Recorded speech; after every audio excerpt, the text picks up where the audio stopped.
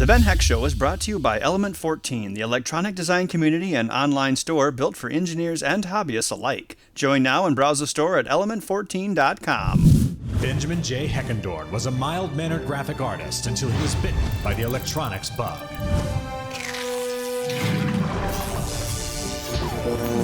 Now, every week he takes on new projects, shares tips and tricks, and answers your viewer questions on The Ben Heck Show. Hello and welcome back to the Ben Heck Show. Over the years, there's been one request I've probably received more than any other, and that is to build a combo gaming system. So, due to incredibly high demand, over the course of the next 3 episodes, we're going to combine a PS3, Xbox 360, and a Wii U into one single console. Let's get this monster started. But first, the news. Blades of steel. I made that shot. No, you didn't. Oh, yeah? It's about time you went down. Oh, hi there. I'm working on this for AMD. It's going to be a computerized, motorized hockey game. I'm going to get it to do something. So we got this old metal hockey game from the 70s, and we're going to put a computer in it and bring it into the digital age. So stay tuned for a future episode, and we'll see what I've done with it. Here is the overview of the combo game system.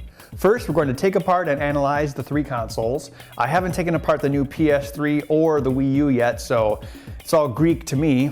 Then we're going to modify each of the consoles for the new configuration, move the wires around, extend things, make sure HDMI fits, all that jazz. And finally, we're going to build a cool new enclosure we can put them all in, as small as possible, but still kind of cool, so it has some sort of automatic feel to it to kind of justify what we're doing. Let's get started now by taking apart those consoles. Here's our first 2 systems. We have the new, even slimmer PS3 and the new Wii U. I went with Wii U instead of Wii because it has HDMI, so we can switch them all together. So I'm gonna get this thing taken apart and check it out because I haven't seen inside it before. I'm going to update the Wii U before I take it apart because I hear there's a massive update that it has right out of the box. Oh good, a USB mini cable, just what I need. I was so low on those.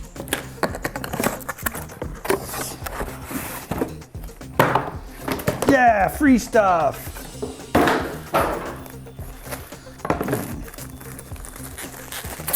So that old PlayStation Slim that came out in 2009, it wasn't really that much smaller than the original huge PlayStation.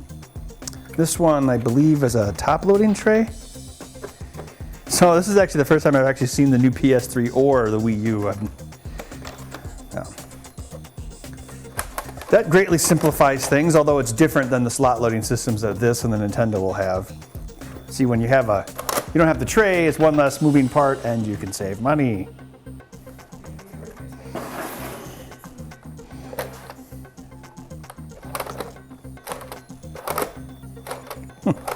I just like doing that.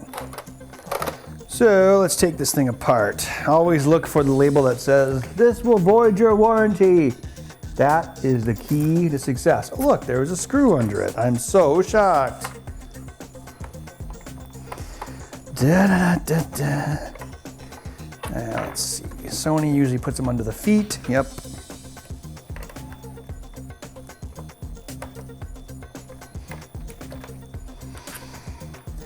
The last console, PlayStation Slim, was very cool inside. It had its own plastic enclosure for the power supply that said Sony Computer Entertainment on it. It looked like a car engine, you know? They knew someone might see it, so they made it look cool. So I wonder what this one will have inside. Nope, that is a false one. That one also does not have a screw. This one, I'm sure does. Otherwise, why would it be there? Yep, all right.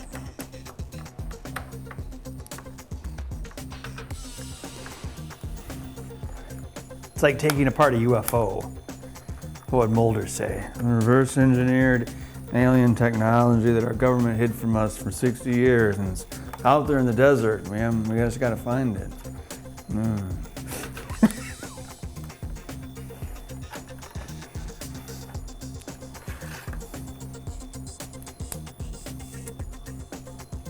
Ooh, Hitachi.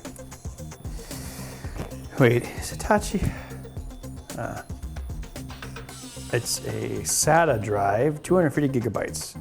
What's cool about Sony, they just use regular old little 2.5-inch, laptop drive. So just buy one, stick in whatever you want, really. I mean, yeah, you can't install Linux and people don't like that anymore, but still, the system's really easy to upgrade.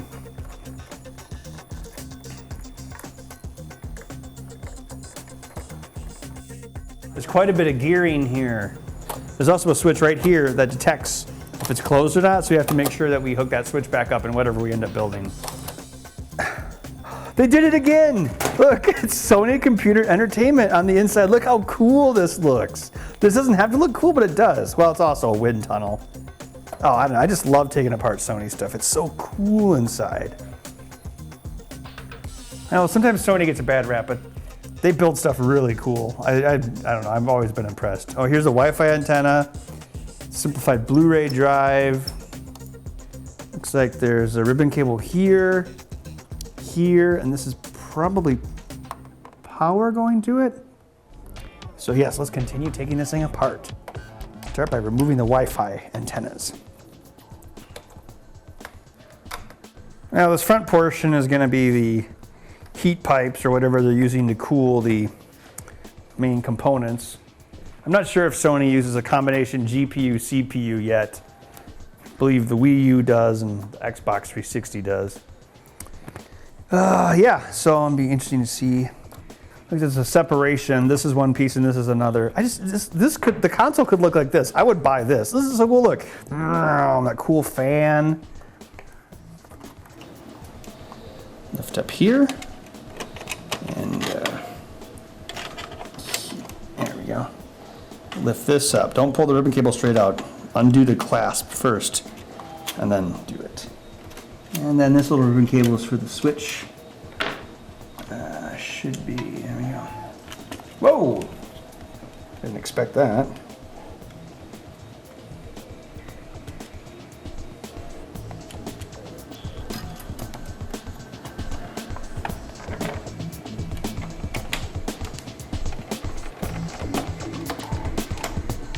Trying to get this power supply open. It's kind of stuck. It might be just plugged in like a power connect. Oh, there we go. See the two big pins? That is what was holding it in place. So it's really cool how it works. Basically, here's the power supply. It looks like a printer toner, and it just plugs in and provides what I'm probably going to assume is 12 volts to the main system. So yeah, it's its own little module, but it's part of the airflow. Very cool design. See? Looks like they still are using a separate GPU, CPU.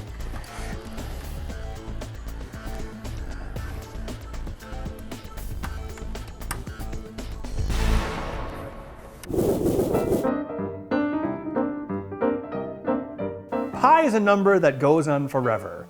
Now it's a computer you can take wherever.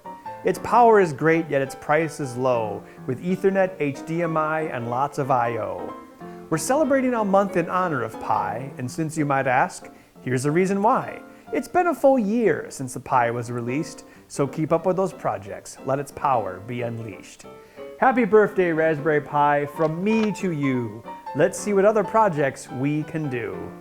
It's your birthday. Happy birthday. Happy first birthday, Raspberry Pi, and best wishes for many more years of great new Pi accessories and projects to come. Seems like just yesterday the Raspberry Pi was born. Oh, it's so cute. And the excitement for it has grown so fast that Element 14 is celebrating the entire month. I've been impressed with all of the great projects posted on the Element 14 community about Raspberry Pi, and I'm looking forward to seeing what is coming next with all the cool new Raspberry Pi accessories being offered. Join me in celebrating Raspberry Pi's first birthday, plus International Pi Day on March 14, 314, get it? By visiting element14.com/Raspberry Pi and checking out the special offers, videos, tutorials, road tests, and latest cool projects that use a Raspberry Pi, like Minecraft. So remember, mark Pi Day and Pi Month on your calendars, and stay tuned for cool new things being added to element14.com/Raspberry Pi all month long. And now, back to the show. I've heard the Wii U is actually really elongated, so I guess we'll see.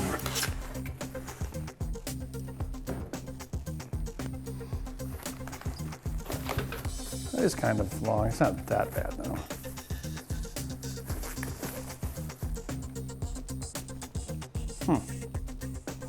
Pretty compact.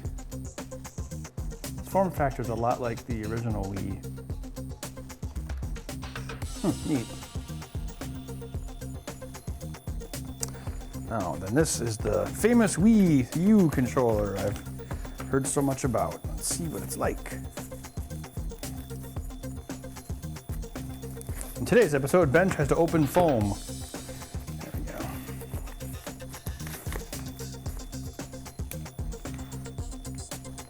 go.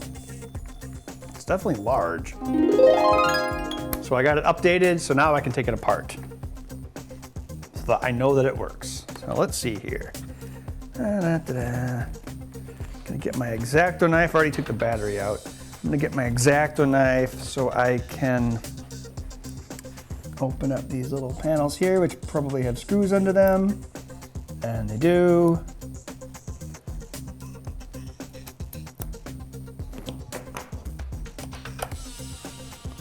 I made a Wii portable years ago. Looks like this is assembled in a similar manner.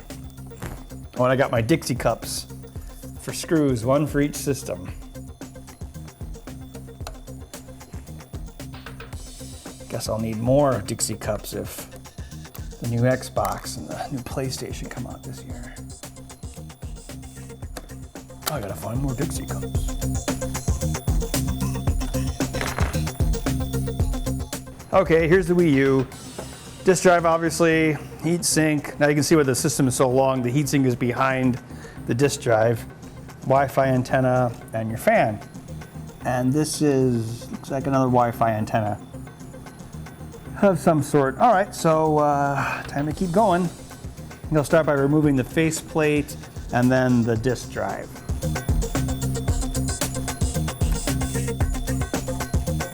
Well, it's a lot more straightforward than the PlayStation 3 was.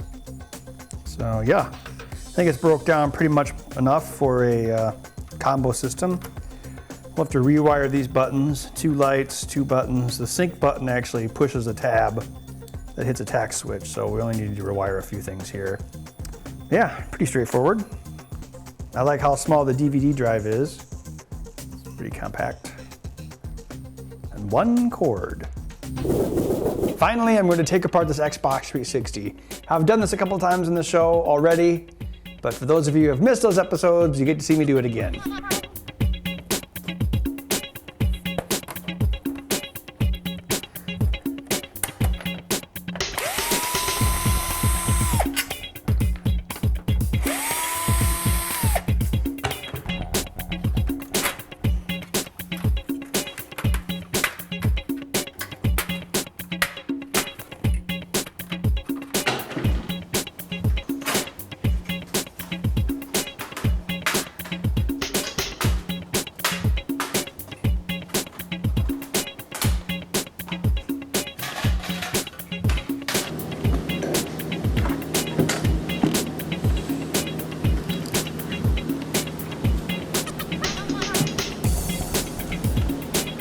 We're probably going to want to keep this metal frame because it's intended to have it.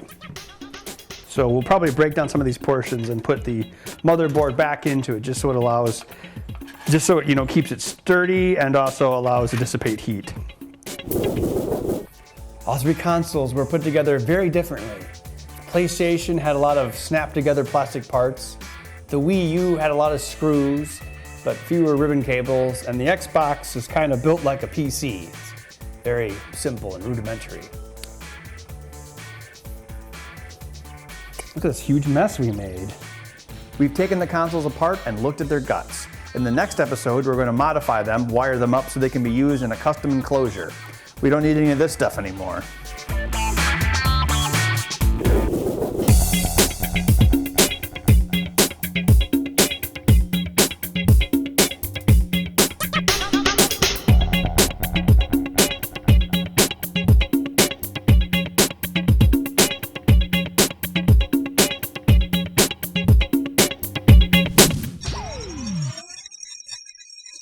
Today's viewer question comes from Ryan, who asks, I would like some advice on building an adjustable bench power supply using an ATX PC power supply. Well, Ryan, the ATX supply will get you 3.3, 5, 12, and negative 12 volts standard. For an adjustable voltage, I'd suggest looking into making a circuit using the LM317 adjustable voltage regulator. Put 12 volts in, get whatever lower voltage you want out. There are plenty of schematics for building a regulator using the LM317 online. That's all the time we have for today. In our next episode, we'll move on to Phase 2 in creating the ultimate combo system, modding the electronics. We'll see you then. Stay tuned at element14.com/TBHS, where you can join the discussion, suggest builds for the show, and even have a chance to win upcoming builds. Remember, you can always email build ideas to benheck@element14.com. Thanks for watching.